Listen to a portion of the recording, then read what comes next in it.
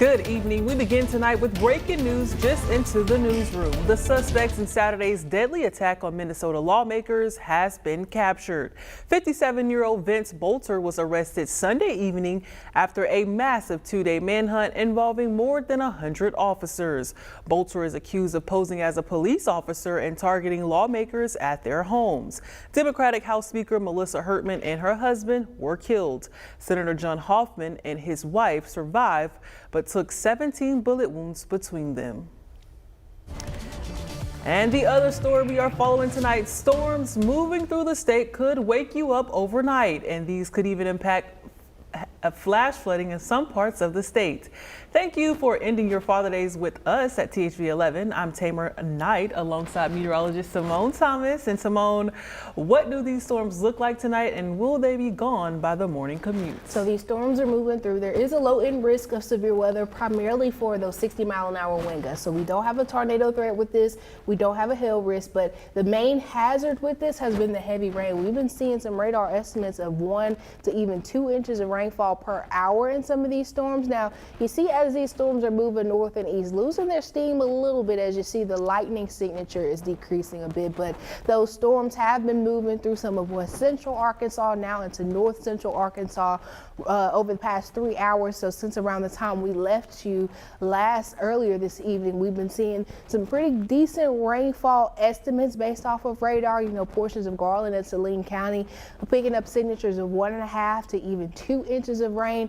Up in Cleburne County, we've been seeing estimates of upwards of 3 to even 4 inches. That little bullseye over in just east of Clinton, we've been seeing that. We do have 2 flash flood warnings in effect right now, one until 10:45 and another until midnight. That's impacting portions of Saline and Garland County. Now, as we continue through the overnight hours, scattered rain coverage overnight into tomorrow morning. Could be a rainy morning commute, and then the rain chances starting to taper off in the afternoon. The story changes to heat for the latter half of the week. We'll talk more about that in your 11-day outlook.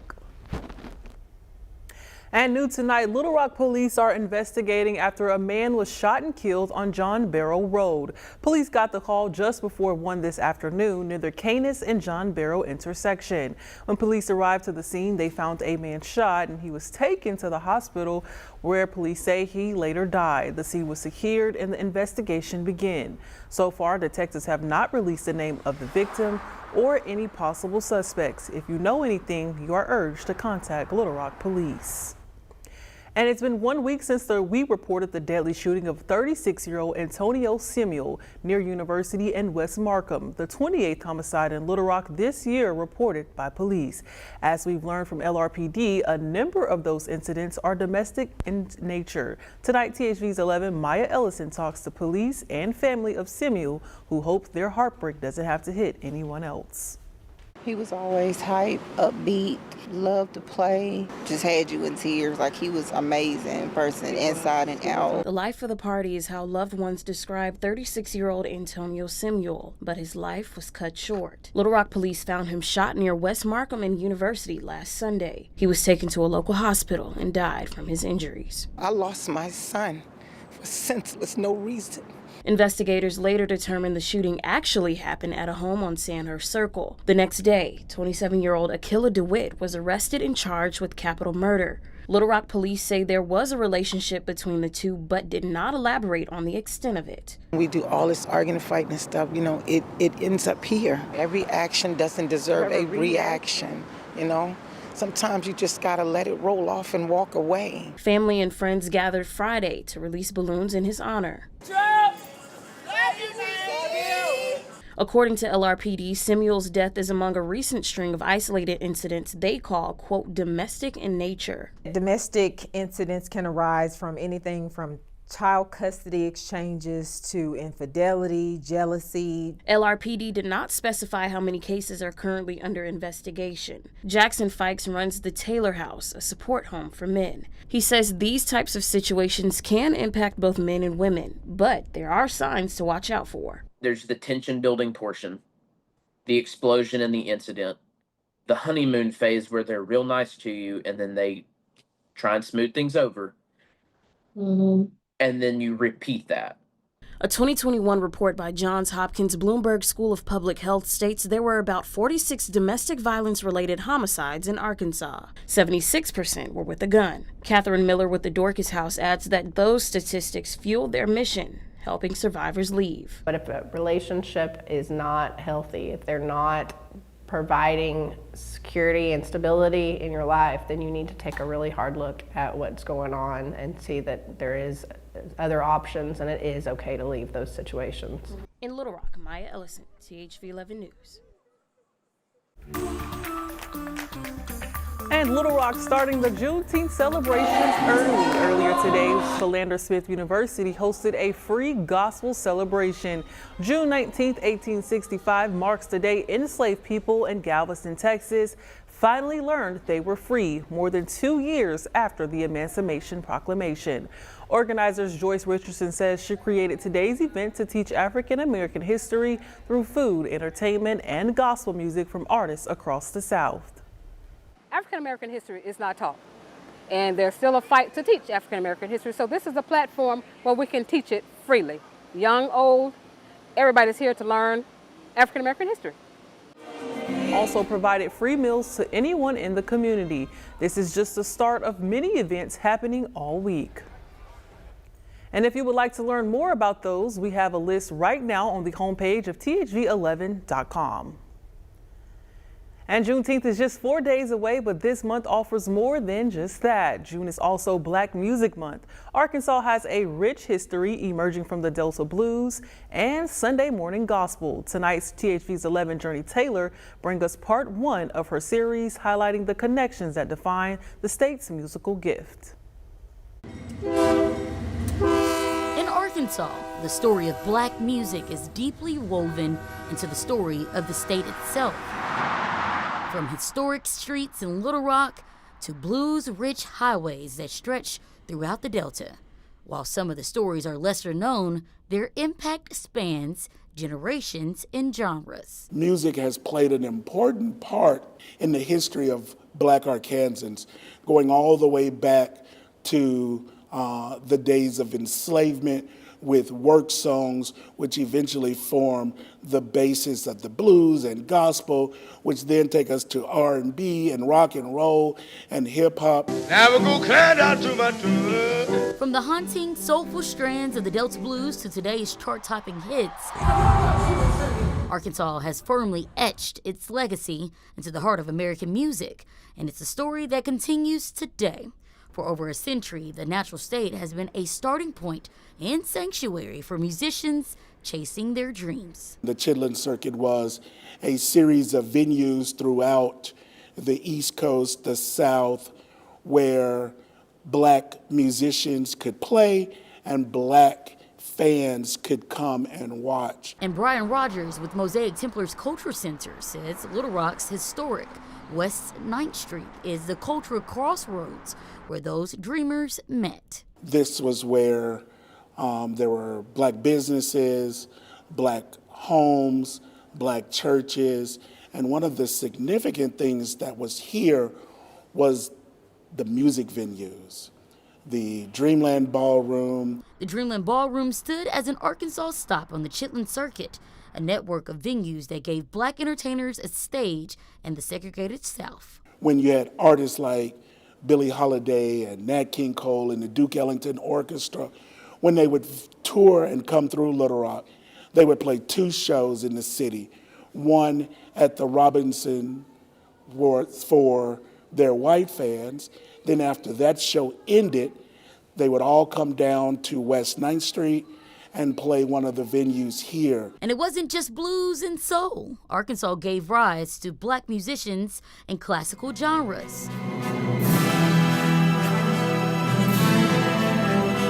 Florence Price, who was a classical composer who grew up in the Dunbar neighborhood, or William Grant Steele, who was another classical composer from Dunbar. And then there's the genre creators. Didn't it rain, children? There's Sister Rosetta Thorpe, who is widely considered to be the godmother of rock and roll. The region, especially the southern stretch near Mississippi, became a magnet for talent.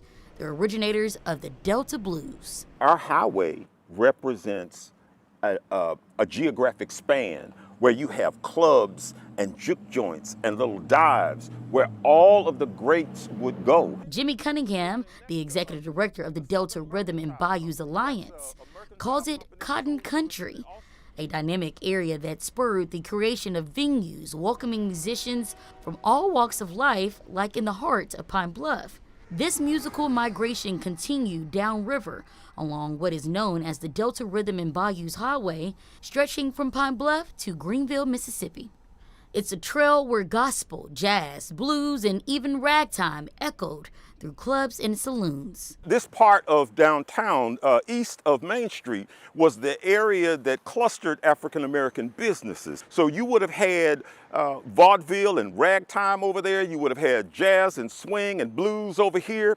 This is a place where the spirit of that music lingers. A century later, those sounds are celebrated and preserved, not just on stage, but over the airwaves. For my life, Lord, I thank you. You always, no matter if it's Power 92, KOKY, Praise, 3 different formats, one's gospel, one's adult, one's hip hop, but every Sunday morning you're gonna hear gospel.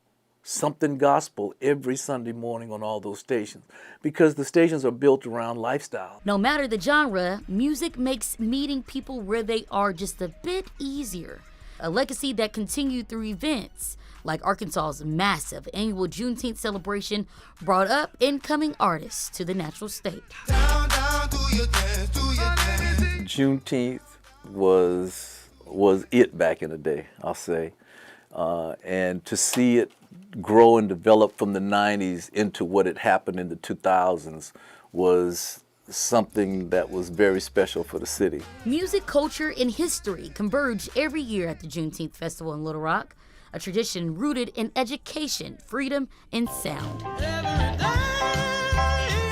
Music is more than entertainment, it's legacy. Arkansas history and the history of Black Arkansans are intertwined. You cannot separate the two. And I sing because I am so happy. It tells the story of the people. Yeah. It tells the story of a broader social context. We contributed to music in some profound ways, and now we're finally going to be telling Arkansas and the world how cool we are. Journey Taylor, THV 11 News. And that was just part 1. Tomorrow morning, Journey Taylor introduces us to the Arkansas artists taking their natural state sound to Grammy stages and Oprah halls around the world. Make sure to catch that this morning in the morning on Wake Up Central from 5 to 7.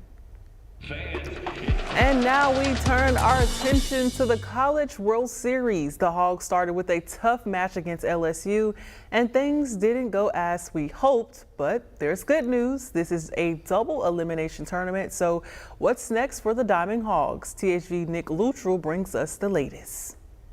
Well, Tamer, it is an uphill challenge for the Razorbacks going forward. The good news is that the College World Series is a double elimination tournament. Arkansas has only lost once. The bad news is the Razorbacks will now have to win 4 games in 4 days to make it to the championship series. And just going back to Saturday night's game, it was not the way that Arkansas wanted to obviously start out in the College World Series, but now DVH and company, they're looking ahead and still taking things 1 game at a time. Well, obviously, we need to move on from this one and get over it and not think too far down the road. We just got to take care of business on Monday. We need to play good Monday because if we don't, there's no Tuesday. These guys they've come back and won games. They've done some great things this year. We need to move on and get ready for Monday. So Monday's game will be against the Cinderella story of college baseball, Murray State. This one set for 1 o'clock on ESPN. And while it's a Racers team that nobody expected to be here, that doesn't mean that they aren't playing like one of the best teams in the country. Matter of fact, they are one of the top 6 teams left now in the NCAA tournament, but so are the Razorbacks. We'll talk more about this matchup coming up later in sports. For your Monday morning commute as well as the evening commute, could be a bit rainy. Scattered showers or storms expected tomorrow. Full details on the week ahead are coming up right after this break.